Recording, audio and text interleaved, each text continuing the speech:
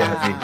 Esta es la granja. Sí, parado, no te hagas el ciego.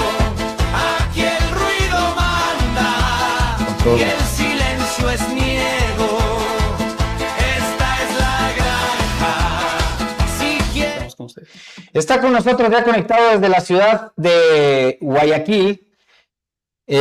Osvaldo Moreno, como les decía, un consultor político de gran trayectoria, que ha tenido la posibilidad de trabajar además en campañas políticas, campañas electorales no solo en Ecuador, sino en todo el mundo, y que es por su trabajo también reconocido en muchos países, ¿no?, alrededor del país, del Ecuador. Así que, Osvaldo, buenos días, un gusto tenerte acá en nuestro espacio, primera vez que te tenemos acá. Gracias también por hacer la concesión de aceptarnos la entrevista, sabiendo que estaba saliendo de una afección gripal, así que agradecidos por eso también. Preguntarte de entrada, ¿cómo estás viendo el panorama electoral de cara a estas seccionales que son bastante extrañas, atropelladas, anticipadas?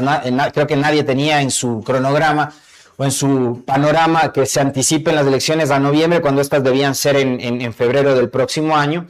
¿Y cómo estás viendo tú este escenario así, genéricamente, de entrada? Buenos días, bienvenido.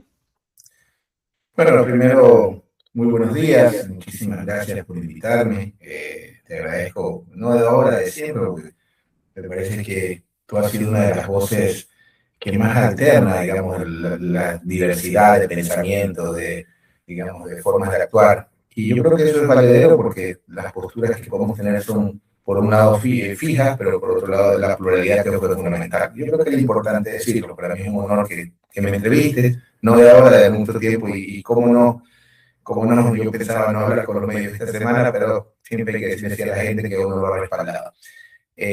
Tomando tu pregunta, bueno, esto es muy atípico, ¿no? Yo, la verdad, este tipo de situaciones las estudiaba, ¿no? Yo cuando estudiaba, vivía en Argentina, veía a mis compañeros que era la generación de las dictaduras, claro que con distancias, pues, ¿no? Yo creo que una cosa son los procesos dictatoriales militares y otra cosa son los procesos ya más modernos de democracias limitadas, ¿no? Entonces, para mí esto es inédito en todo sentido, ¿no? Que se proscriba. Yo no viví estudié la proscripción del peronismo, estudié la proscripción de algunas fuerzas en el mundo, por ejemplo, del APRA en el Perú, pero yo nunca había vivido en tiempo real, digamos, y peor, pues con esta responsabilidad de la opinión pública, la proscripción de una fuerza. Llámese como se llame, sea la RC, sea ADN. Entonces, partamos de ese punto, ¿no? Para mí es impresentable que se proscriba una fuerza política, y por otro lado que el Ejecutivo termine siendo como la voz más fuerte, casi que vocero del CNE. Recordemos al jefe de Estado diciendo ampliamente y abiertamente que no iba a permitir que ningún delincuente sea candidato, lo cual estamos de acuerdo, pero no debe ser el Poder Ejecutivo quien determine eso, por ejemplo. Por otro lado, un Ejecutivo que se ha involucrado, digamos, ya directamente en el proceso electoral, no solo desde, digamos, el institucional, sino me parece que el gobierno se la está jugando. Y eso tiene un riesgo, digamos, para ellos. Básicamente están transformando un proceso local. Tú de esto conoces mejor que yo, los procesos locales tienen otra lógica, la gente no piensa en política exterior ni en Trump, piensa en su vereda, en su calle, en su parque, en su familia, en la casa cuna, en los prediales, en las canchas de fútbol. El gobierno, bueno, ha llevado esto a ha llevado la agenda, digamos, nacional al tema local. Lo cual hay un antecedente, yo no hago de brujo nunca, pero recordemos a Lasso. Yo veo muchos periodistas, todo el mundo se quiere endosar la caída de Lasso, y yo creo que Lasso cayó el día que convocó esa consulta popular mezclando un proceso local con un proceso plebiscitario. En todo caso, el gobierno está haciendo de este proceso local un proceso plebiscitario, lo cual, bueno, es una apuesta bastante audaz, que fue después de lo de noviembre, de la consulta popular. Me parece que es una apuesta bastante fuerte, ¿no? Porque como te digo, cada plaza tiene una lógica diferente, cada plaza, pero también tengo que ser transparente contigo. Hay una asimetría brutal en el Ecuador que hoy estamos viviendo, ¿no? Tienes una costa ecuatoriana que tiene los niveles de seguridad de Sudán del Sur, lo cual es inaceptable. Si tú promedias las famosas 50 muertes violentas, que son creo que 52 o 51, más o menos, si tú haces solo el promedio en la costa sobrepasa las 100, lo cual es una chifladura, para que tengan estos Bukele lovers, digamos, el Bukele recibe El Salvador con 35 muertes violentas y uno de cada 60 salvadoreños está preso. Para mí es un gran mito, un gran vendehumo el tema de Bukele, pero bueno, al margen de eso, que no es el tema, hablemos del del país, el caso de la costa. La costa sobrepasa las 100 muertes violentas, lo cual es una brutalidad. Y tú mejor que nadie conoces Guayaquil. Y en el caso de, digamos, de la sierra promedia las 6, lo cual es inaceptable que un país tenga ese tipo de asimetría, que es la mitad, porque por ahí un idiota me decía, no, son solo regiones, no, regiones en México. Tú sabes que Tamaulipas, Tijuana, Chihuahua, al sur, Tabasco, son zonas calientes, igual en otros países, en Colombia, Cúcuta, pero no puede estar la mitad de un país, porque es literal. Porque con todo cariño, la Amazonía me parece una extensión, un anexo de la sierra, pero si tú te pones a analizar, la mitad de la población vive con indicadores de Sudán del Sur y la otra mitad no puede ser los Alpes andinos. Entonces, un país no se puede sostener con una simetría de esa magnitud en lugares donde, te lo digo, porque yo he trabajado en toda América Latina, en países, en plazas calientes, pero bueno, ya me reciben en una suburban blindada, iba a un hotel 5 estrellas, 3 días y chao. Acá yo voy a la panadería, llevar a tus hijos a la escuela es un altísimo riesgo. Y lo peor es que no hay resultados, ¿no? Yo no puedo objetar. Supongo que el ministro Reinberg habla mucho de que arriesga la vida, sí, probablemente es cierto, pero no hay resultados. En ese contexto, con ese Ecuador, creo que esa simetría se traspasa a las regiones. Y tengo que ser honesto intelectualmente, no tengo estudios a nivel nacional, no me parece que una muestra Guayaquil-Quito, o por lo menos hay que hacer la aclaración en la opinión pública, pero realmente la evaluación que tiene el gobierno en la costa, te hablo de 2 plazas puntuales en las que estoy trabajando y me voy a reservar, obviamente, por un tema de seguridad, pero realmente la valoración que tiene el gobierno en la costa versus la sierra es como el reflejo de cómo está el país. O sea, tengo que ser transparente. Hay un par de provincias en la costa donde la valoración del gobierno es muy baja, donde los niveles de esperanza son de 90% negativos, lo cual nunca he visto en ningún país. Y sin embargo, en ciertas provincias de la sierra, yo veo que el gobierno tiene una valoración aceptable, 45, 50%, lo cual de alguna forma refleja cómo está el país y finalmente va a ser el proceso seccional el que nos va a determinar los resultados de lo que te estoy comentando. Esta seccional, ya que has mencionado estos datos, Osvaldo, conoces además de in situ la situación y los criterios que emite la gente, los comentarios, más allá de lo que nos puede decir una u otra empresa encuestadora, pero el CIES publicó hace algunos días cifras que dan cuenta del mal momento que está atravesando a nivel de aprobación, de credibilidad y de confianza el presidente Novoa. Sin embargo, y tú esto sabes perfectamente bien, lo conoces, lo estudias todo el tiempo, no siempre esos datos terminan siendo o reflejándose en la papeleta, ¿no? Solo quiero hacer un paréntesis para esos que dicen que lo privado es lo mejor. Cuéntenme cómo les va con sus empresas de celular, de internet, sus prepagas de salud, es un desastre. Solo quiero hacerte una acotación. Tú sabes que yo siempre digo a los colegas, Ecuador tiene 2 aeropuertos y medio. Me dicen, ¿cómo 2 aeropuertos y medio? El de Quito y el de Guayaquil, que tienen frecuencias regulares, y el de Mante y el de Cuenca, que tienen frecuencias irregulares. Entonces, por ende, yo recorro el país permanentemente cuando trabajo en Ecuador. Y es una chifladura porque yo trabajo en todos los procesos desde hace 20 años. Y es una locura que sales de cualquier centro poblado y perdiste la señal de todas las compañías de celular. Por eso es que las carreteras están tomadas por el AMPA. Ojo con ese detalle, alguien tiene que decirlo. Retomando tu pregunta, como te decía al principio de la entrevista, me parece que el gobierno está apostando todo este proceso electoral con el tema, obviamente, con estos ingredientes de proscripción de candidatos, de procesamientos de alcaldes, que yo estoy de acuerdo en que tiene que haber investigación, por supuesto que sí. Ya el tomar medidas casi de reos sentenciados con gente que se supone que debería tener medidas. Mira el caso de Aquiles, que me parece impresentable, que sin perjuicio del tema jurídico, obviamente, que le corresponde a las instituciones, y que tengas en una mazmorra con los criminales más peligrosos del Ecuador o del mundo, probablemente, como estamos, digamos, al alcalde de Guayaquil, lo cual me parece impresentable. Pero bueno, creo que el gobierno está haciendo de esto un proceso plebiscitario, y es una apuesta, como te decía, bastante audaz. Y hay plazas y plazas. A mí me parece que hay plazas donde han lanzado lo mejor que tienen. Yo no voy a subestimar, eso es un error a nadie. A Olsen yo honestamente lo veía más como prefecto. Te lo digo con conocimiento de causa, porque la familia Olsen son gente muy querida, muy respetada, sobre todo del norte de la provincia, Bucay, por esos sectores del país, son gente del ganado, digamos, son familias de allá. No es que son gente importada, son de allá, ellos son realmente de Bucay, del Triunfo, de esa zona de la provincia. Y en algunas valoraciones, por mi trabajo que yo tenía, Olsen tenía muy buenas cifras o por lo menos indicadores para correr a la provincia. Veo que va por Guayaquil, pero en todo caso es una buena carta.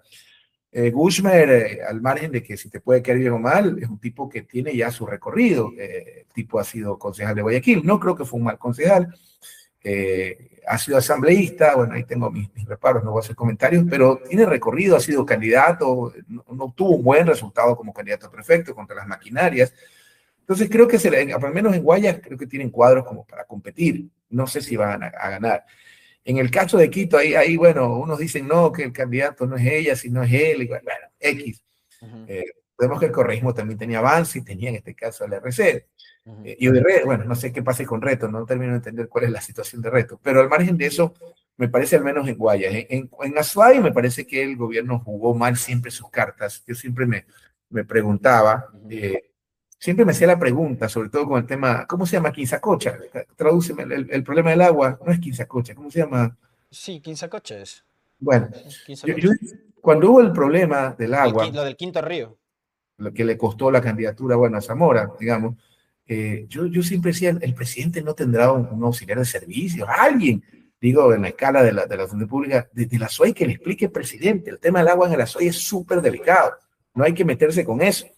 Pero bueno, en todo caso, en el Azuay lo veo complicado, creo que la tienen difícil. En Quito no lo sé, lo veo, pero en otras ciudades del país. Y más ahora, perdón que te interrumpa, Osvaldo, y más ahora que han logrado concretar alianza entre Zamora y Zoret.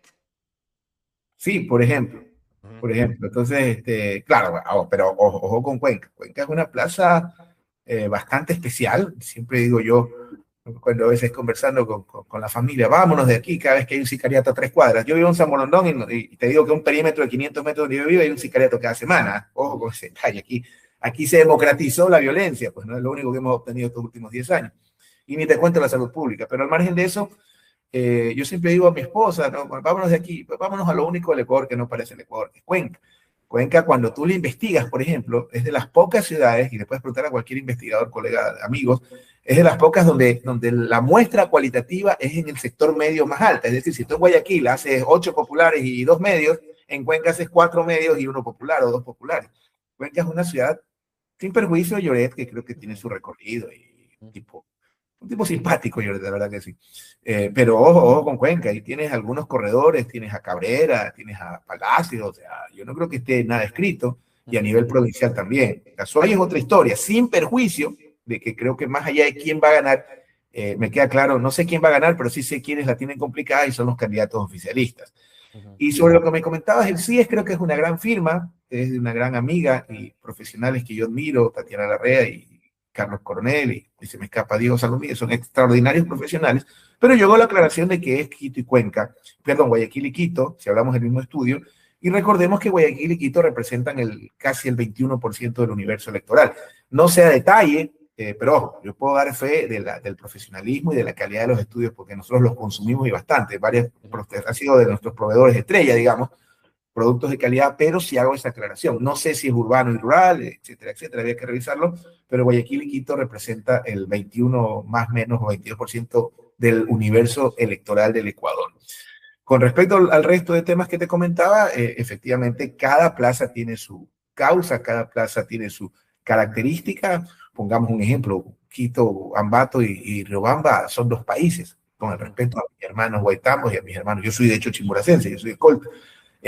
Guayaquil y Durán son 2 planetas, aunque bueno, el Ecuador está en un proceso de duranización, digo yo, ¿no? A nivel nacional. Y lo otro que también creo que es importante es entender que los procesos seccionales tienen como te decía, su lógica particular. Cada proceso seccional tiene su dinámica, tiene sus formas, tiene sus tiempos, y el gobierno también comete otra de las apuestas audaces, se me escapa, es que no han hecho alianzas en ningún lado. Y eso me parece interesante, ¿no? Digamos, como siempre decían mis formadores en Argentina, uno no habla bien ni mal de los políticos, solo describe procesos políticos y plantea escenarios. Me parece bastante audaz la apuesta del presidente de no hacer pactos en ningún lado. Él argumentaba que para no fallarle a los jóvenes. Y esa es una de las grandes preguntas que yo me hago, ¿no? ¿Cómo ADN sobrevivirá a Novoa? Porque, a ver, chicos, esto se va a acabar en algún momento, se va a terminar, y el departamento del presidente de Miami no creo que sea tan grande para todo el mundo, ¿no? Entonces, ¿qué pasa después? Y me parece que esa medida que toma el presidente de querer fortalecer sus cuadros, creo que es interesante. A ver, yo soy más politólogo que político, yo puedo tener mi opinión y mis concepciones ideológicas que son públicas, pero debo reconocer que un ejercicio político es el fortalecer las instituciones. Claro, ¿a qué costo? Moviendo la cancha, proscribiendo, pero creo que es una apuesta muy fuerte. No hacer alianza en ninguna parte y de apostar a todas las plazas. Y vamos a ver cómo les va. En ese contexto, ¿cómo has visto, Osvaldo, tú que conoces muy de cerca la realidad en Guayas y Guayaquil, la irrupción de Andrés Roche, ¿no? Una figura muy cercana a Nebot, pero también muy polémica? O sea, era sabido que apenas mencionaron el nombre de Andrés, le iban a refrescar todos aquellos videos y episodios, ¿no? En los que estaba involucrados, que no dejan de ser polémicos, pero que, digo, yo le veo a Andrés Roche, además político con formación cerca de Nebot, su paso por el municipio, también por la legislatura, formado alrededor de cuadros interesantes que tuvo en su momento el PSC, como Vicente Tayano, como el mismo Henry Cucalón y otros. ¿Alguna oportunidad del Partido Social Cristiano para recuperar el terreno que perdió en los últimos años en Guayas y Guayaquil? Bueno, yo siempre digo que, y a algunos colegas tuyos no les hace gracia, pero al menos esta versión de este Nebot ya octogenario casi, me parece un Nebot más de centro izquierdo, por lo menos no tan digamos, tan de derecha radical. O sea, la verdad que el Nebot ochentero me es tenebroso, con todo respeto, pero esta versión, no solo por lo que dice, sino por lo que hace, me parece un hombre, una versión de centro izquierda, que la verdad me gusta más. Si me lo pones a elegir entre lo que es en la derecha, yo creo que es el mejor de los cuadros que tendrían. Sin embargo, hay que reconocer la Novoa que terminó jubilando a toda la clase política de esa tendencia. Ahora, han surgido cuadros, yo creo que Cuelón es uno de los mejores cuadros que ha generado, porque esto, bueno, no hablamos de un concurso electoral de popularidad, sino de cuadros políticos.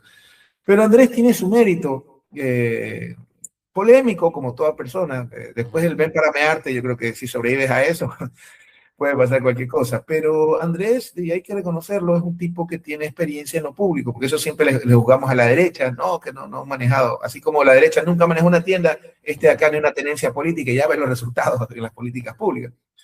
Me parece que Andrés es un tipo con experiencia pública, algo que sí hace el abogado Nebot, porque por temas profesionales más de una vez he conversado con él, que es un tipo que, digamos, lidera equipos, o indudablemente han cometido muchísimos errores y probablemente mucha gente dice, no, es que no tenía quien más poner, pero Roche, uno, es un tipo preparado, conoce el tema público, salió vociferando una vez en la oficina del municipio, creo que eso estuvo de más, pero creo que dentro de lo que tiene, es un cuadro que probablemente vamos a ver cómo reviven esa nostalgia, porque tiene por un lado una fuerza. Mira el correísmo, por ejemplo. El correísmo con la señora Duarte, con la arquitecta María Duarte, sacó el 37% y los primeros cinco vocales concejales de oposición en la era moderna de Guayaquil, desde el proceso Férez Cordero.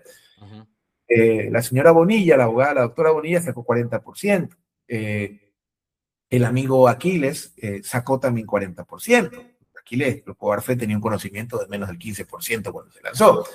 Lo que te quiero decir es que yo sí creo que está vigente, no sé si ese porcentaje, pero sí una fuerza muy importante en la ciudad de Guayaquil, que va a depender mucho de también qué sucede si finalmente entró el Cueva, qué pasa con la señora Luzárraga, etcétera, etcétera, etcétera. Pero así como hay un porcentaje de la población que tiene un gradiente de nostalgia con RC a nivel nacional y local, también lo hay con lo que representó. A ver, yo soy de la tesis de que a los socialistas le debemos algo en Guayaquil, con todos sus errores, que te puedo hacer una lista. Yo fui muy crítico y te consta. Así es. Pero bueno, lo que voy a decir, el municipio era un urinario. Yo crecí en ese Guayaquil. Olvídate de la basura hasta las rodillas, que al final Pachacnón siempre comete errores. Pero yo crecí en ese municipio con corredores manchados de orine. Entonces, esta gente, por lo menos el local lo institucionalizó, eso hay que reconocerle, ¿no? Sí, que no hay agua, todo lo que tú quieras, que el estero, todo lo que tú quieras. Pero cuando tú institucionalizas las cosas, dejas marca. Y en ese sentido, con todo lo que criticamos, yo siempre reivindico al Férez Cordero alcalde y critico al presidente. Esa nostalgia en muchos sectores de la población. Porque finalmente Cintia nunca terminó de construir su impronta. Digamos, su impronta personal, creo que iba bien, al final, bueno, la modificó y ya ven los resultados, pero está ahí, Cintia está vigente, Cintia tiene buenos números, más que números, digamos, está en la pelea, pero Roche tiene otro factor que es muy importante que va a determinar, y bueno, no tengo cuáles a la mano para profundizarlo, pero Andrés tiene algo súper interesante, que el tipo, si tú ves, se pone guayaberas, incluso habla hasta como el abogado Nebot. Así es.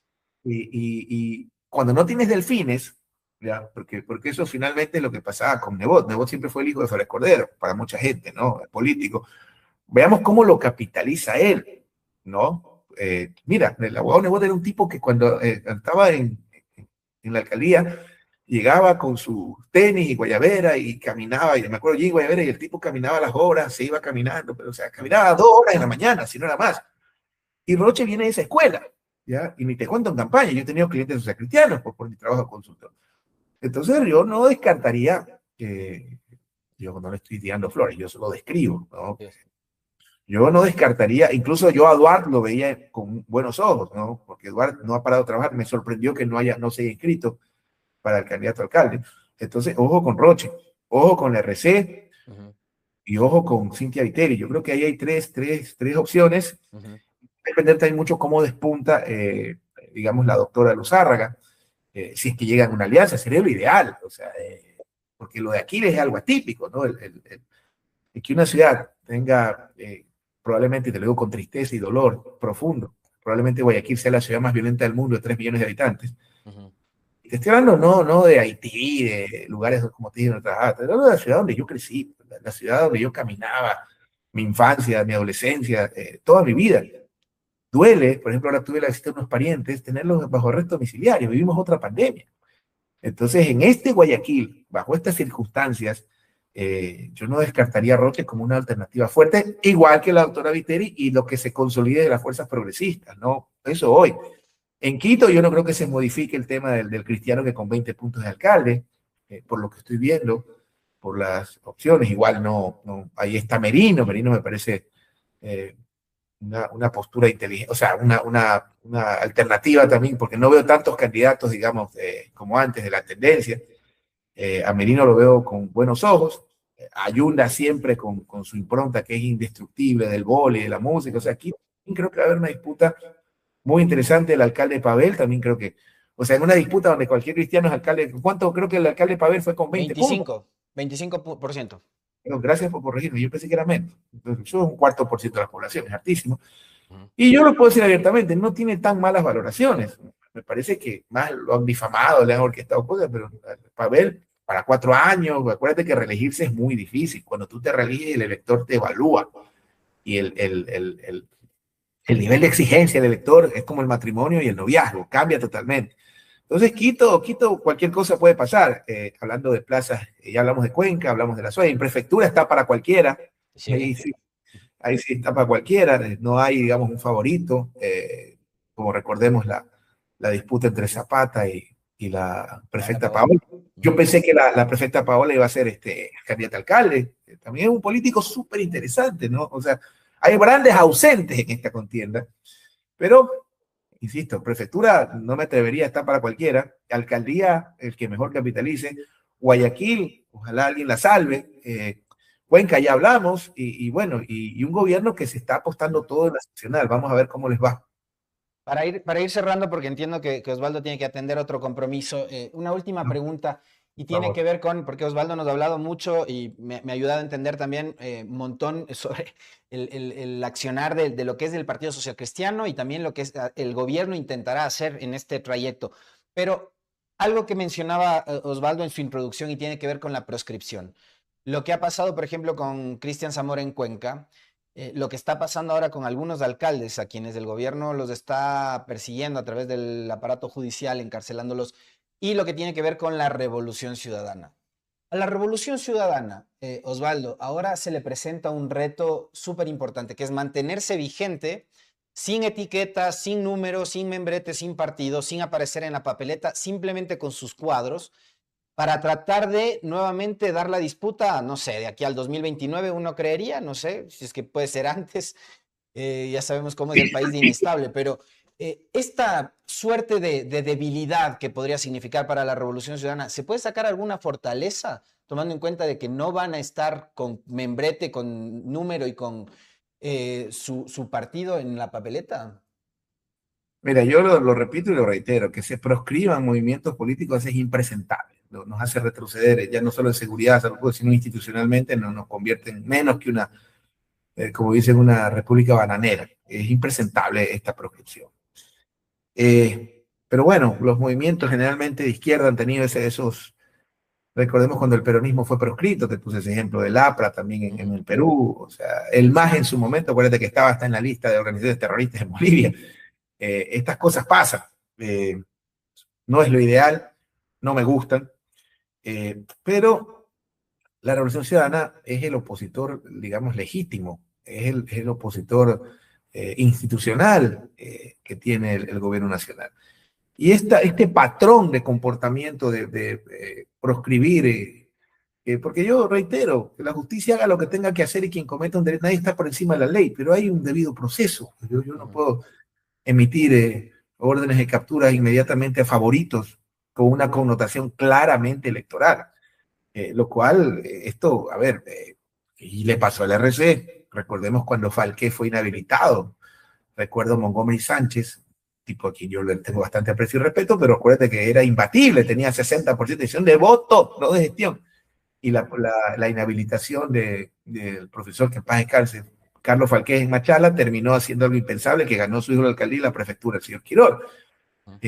No es que te digo que yo tengo una bola de cristal, pero estas cosas uno sabe cómo empiezan, pero nunca cómo terminan. Ahora, a mí me parece que la RC tiene que ser un trabajo, digamos, no que es renovación, que descorrizar, que la RC sin correa, pero sí soy de la tesis de que es importante ya ante tanta persecución, ante tantos, digamos, hechos, proyectarse a nivel, digamos, local. Y también hay que ver lo que pasó. Mira con Aquiles lo que terminó pasando, la ciudad permanentemente boicoteada y hoy el alcalde preso. Mira lo que pasa con Pavel. No sabemos si Pavel mañana amanece allanado, lo que pasó en Esmeraldas. Y yo reitero, el debido proceso es una cosa. Entonces, me parece que la apuesta medular de la RC, a pesar del resultado extraordinario, sigue siendo lo nacional. Y es una fuerza que por lo menos hoy, no sé qué pase mañana, ahora alguien me decía, pero si los proscribieron para lo local, por unas alcaldías, ¿tú crees que no los van a proscribir para lo nacional? Incluso en algunos lugares del país, nadie quiere hacer alianzas con la RC por miedo. La gente, estamos en un país donde, a ver, denuncia anónima con un informe reservado, te vas preso. ¿No? ¿Cuál es inaceptable? Esas cosas no pueden pasar y van a dejar de pasar porque todo esto se va a terminar. En todo caso, sí es importante la reflexión de las fuerzas progresistas, de que está claro que, bueno, ahorita viene un proceso local, tendrán que agruparse para el 29, si no esto va a continuar. Osvaldo, te quiero agradecer infinitamente por haber aceptado la invitación a este diálogo. Muy amable y recupérate pronto de esa gripa. No, me alegro de ver el espacio. Discúlpame, ¿esto se transmitió en YouTube en vivo? ¿Dónde Sí, lo sí, puedo en ver? vivo. Claro, estamos saliendo en vivo y ya lo verás después de ahí colgado en la red. Bueno, está bien, ya existo para los aplausos y los insultos. Un gran abrazo, amigo, y felicidades por el espacio. Un gran abrazo a tu Nada que audiencia. ver. Un gusto como siempre. Osvaldo Moreno, consultor político, nos aceptó la entrevista. Él está en Guayaquil. Tiene una trayectoria impresionante, Osvaldo. Ha trabajado en varias, como les decía yo hace un momento, en varias campañas en diferentes países del mundo. Conoce además muy bien la realidad política de la región y del país sobre todo. Así que muchísimas gracias, Osvaldo, por esa gentileza. Para sacar conclusiones, director, lo que nos ha dicho Osvaldo, ¿qué te parece?